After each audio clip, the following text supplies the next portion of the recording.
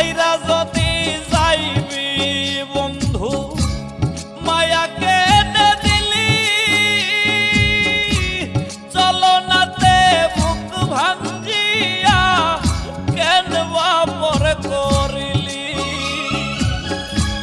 মাঝারুলের হইল না সুখ বন্ধুয়া তোর কারণে প্রতারণার হইব বিচার আসরের ময়দানে রে বন্ধু প্রতারণার চাইব